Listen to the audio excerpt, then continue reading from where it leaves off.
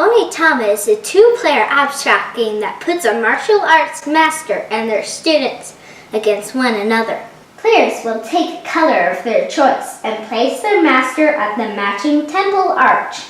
Place 2 students on each side of the master.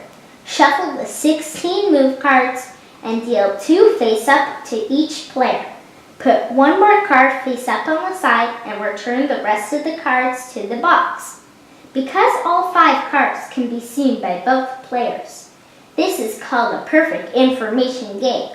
All decisions are based on a 5x5 grid, the positions of the pieces, the cards in front of you, the upcoming one, and your opponent. See the stamp in the bottom right corner? First player is determined by the color of the extra card stamp. On the left, we see the school. Your movement instructions are on the right. The dark square is your piece's position, and the lighter squares show where they can move. For example, you can move forward 1 square or sideways in either direction, skipping a square. You cannot move off the board or onto a space with your own piece. If you have a legal move, you must make it, even if it puts you in a bad position.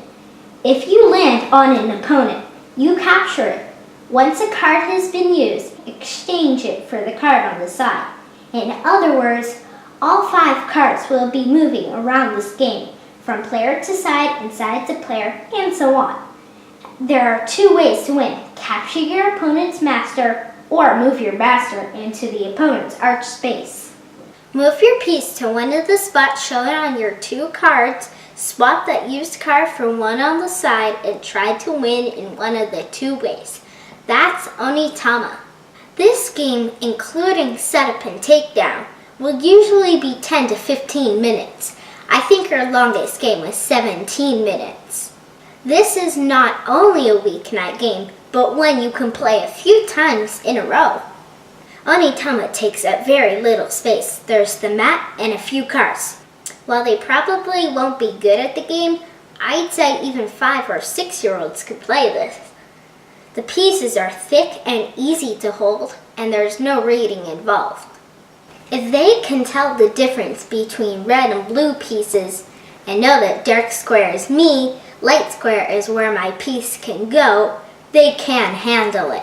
Because of how little language there is, Onitama can be played at family gatherings or work with people who speak different languages or others who might be unable to speak. I was playing a game with my dad, and we didn't have any cards that can move us into the square ahead of us. A lot of angles and jumps. This really got our brains burning, and it was a lot of back and forth game with us trying to trap one another. Eventually, he snuck a student behind my master. I didn't have a legal move because my students were closely guarding my master. I moved into the only open spot forward, and his master got me. It was really tense. I had no idea who was going to win. Onitama is that perfect mix of being easy to learn, quick to play, and affordable. Onitama, maybe even more than Santorini, is an excellent gateway to abstract games. It's also small, meaning you can bring it to places to get even more people hooked. Another good thing about small games, not just Onitama, is when playing with littler people. They don't need to lean across the table or have people read things to them. It's easy to see everything. Without the cards, Onitama would just be a beautiful game of checkers.